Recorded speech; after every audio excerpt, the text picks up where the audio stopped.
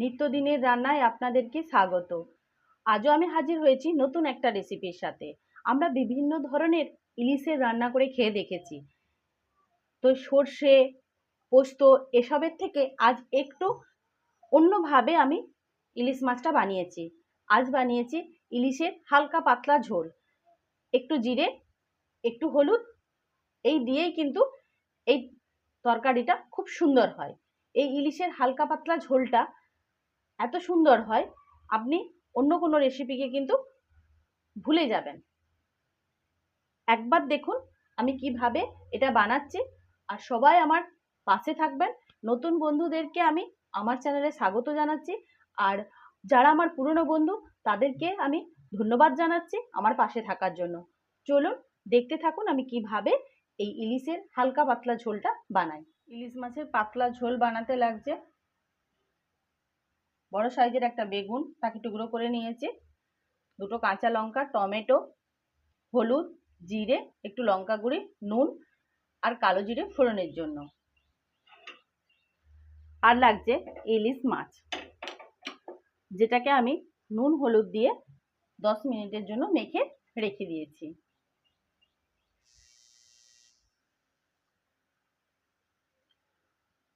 চলুন রান্নাটা শুরু করি।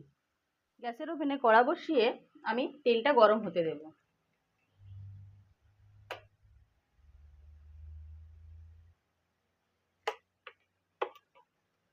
তেলটা খুব ভালোভাবে গরম হয়ে গেছে, আমি এখন এই তেলের উপরে মাছটাকে দিয়ে দেবো।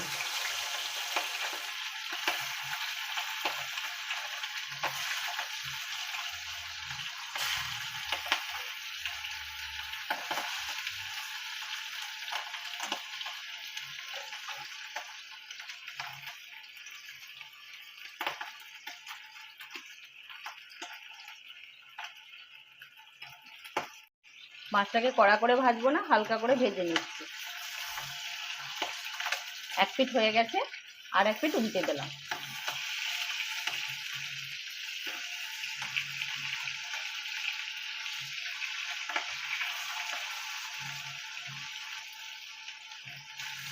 দেখুন মাছটাকে আমি দু পিঠ ভেজে নিয়েছি। এরপর মাছটা তুলে নিচ্ছি।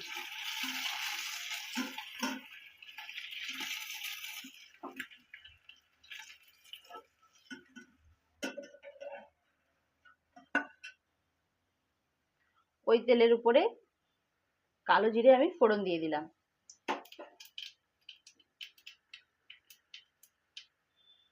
এরপর এর মধ্যে বেগুনগুলো দিয়ে দেবো।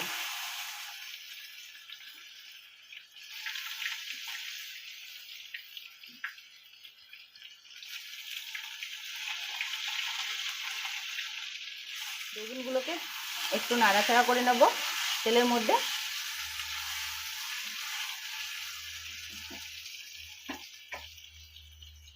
আর এই যে হলুদ জিরে, এটাকে আমি একটু জল দিয়ে মেখে নেব।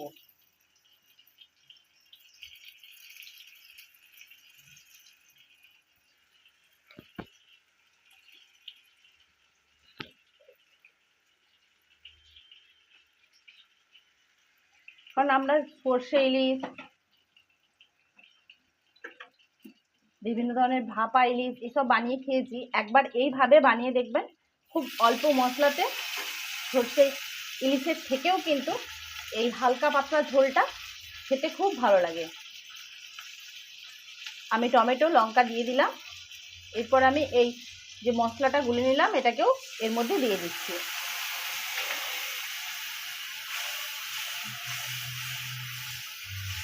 সমস্ত মশলা দিয়ে এটাকে একটু ভালোভাবে কষিয়ে নিতে হবে।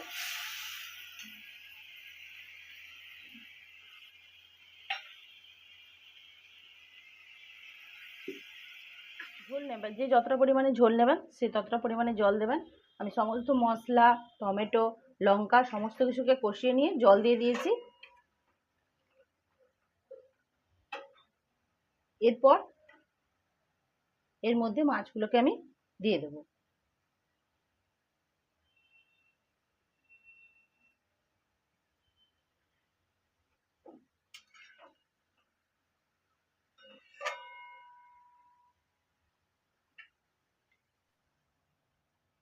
10 মিনিটের জন্য এটা চাপা দিয়ে দেবো, ভালোভাবে এটা ফুটে যাক, তারপর দেখাচ্ছি কেমন হয়েছে।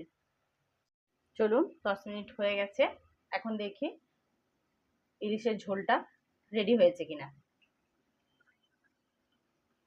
দেখতে পাচ্ছেন কত সুন্দর কালারটা এসেছে, আর গন্ধে পুরো রান্নাঘরটা একদম ভরে গেছে।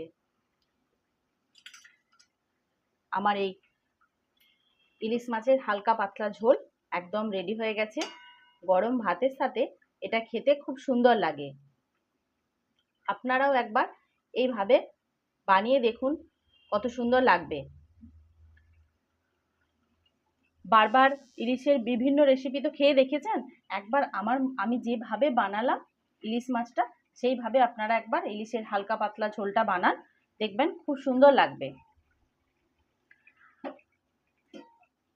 আর আমার চ্যানেলটা আপনারা সাবস্ক্রাইব করে পাশের বেল আইকনটা প্রেস করে দেবেন, যাতে আমার দেওয়া রান্নাগুলো যখনই আমি আপলোড দেব তখনই আপনাদের কাছে পৌঁছে যায়। সবাই সুস্থ থাকবেন, ভালো থাকবেন, আবার দেখা হবে নতুন একটা রেসিপির সাথে।